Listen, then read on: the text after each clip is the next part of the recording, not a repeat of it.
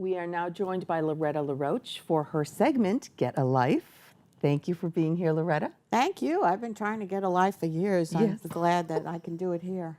Her stress management and humor is brought out in a lot of different ways. And today, our post-Valentine's Day segment, we're going to talk about the one. Getting the one, falling in love with the one. Yes, who is that? Who is that? I thought I had the one the first time, and because a lot of people did this in my day. You know, you were waiting for the prince, so you kept looking for the prince, and then you married the prince, and he turned into a proverbial frog. But you know that doesn't mean one person. It takes two to tango, right? That's right. So I'll take accountability too. But finding the one, what is that all about? Being with somebody there's a much wider concept to being with somebody. You know, we initially fall in lust with somebody. You know, it's very sexy and hot, and you think, oh my God, this is the one. Whoa! And you know, they've sort of discovered that that's the human nature because it's analogous to what they've studied about prairie voles. Prairie voles. They're little kind of rodent-like animals who bond for life.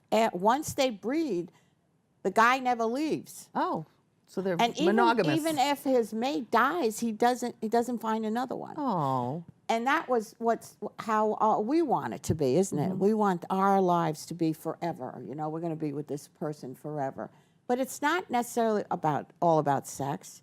It's not about somebody being handsome or, you know, finding things that you love and trying to make you happy on a daily basis, because happiness is part of it, but it's values that really make people stick together, isn't it? And do we ever talk about that? How many of us have sat down and say, okay, what do you value? You know, what kinds of things do you see us doing together into the future? Do you like to help me? Are you going to help me clean the house? Are you going to help me parent the children? Are you going to be kind to my family? Are you going to be empathic? Are you altruistic? What kinds of things are we going to do to promote generativity versus stagnation? Okay. Because that's where a lot of people end up. They end up bored with one another, not fighting about stupid things. But don't you find that people, when they're young, they'll meet someone, and had they met that same person 20 years later, it would be a totally different relationship. It would be a completely different dynamic.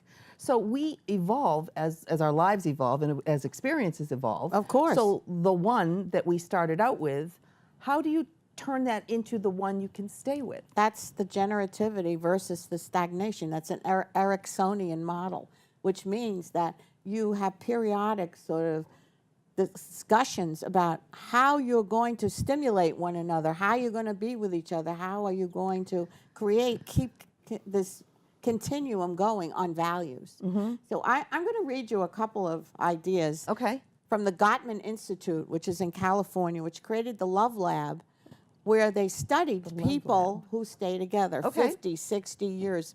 We now have a whole different paradigm shift in the culture of marriage. Only 50% of people are actually getting married for the most part, and later in life, thank God, because now they're more mature. Right.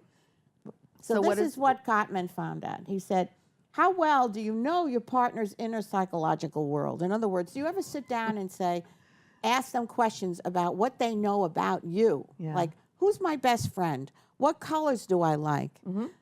How do I express my feelings? What kinds of things do I feel spiritual about? You know, do we ever sit down and ask real questions about the inner landscape, not just the outer landscape? Okay. Share fondness and admiration, which is the antidote for contempt. Right. A lot of times when we have discussions, we say, well, if you were more like Harry, I'd like you better. And, you know, it's too bad you do this, this, and this, and that. You're really a jackass. So dwell on the commonalities versus dwelling on the things that you don't have in common. Focus on admiration, affection, and respect. You see, that's one of the biggest things. We need to respect one another. Right. And if we're going to have a discussion about concepts that we don't find analogous to one another, we need to do it with kindness and empathy. Right. I'm not saying I did all the time, but I'm learning more and more to do that. Turn inwards, share your needs. You know, what kinds of things do you really have internally that you want to share with that person? Manage conflicts. Try to resolve the conflict instead of continuing it for years. Women are amazing. We are like the Smithsonian Institute. If somebody does something 20 years ago, we can bring it up in an argument today. Like, you know, if you We have had... good memories. We do. We have... And men just... I call it tung fu, martial art, a martial art technique. We can bring them to their knees, can't we? How about making your life dreams come true? What's your bucket list? What can you create together or separately? Because a lot of times people think they have to be glued to this soulmate. Yeah.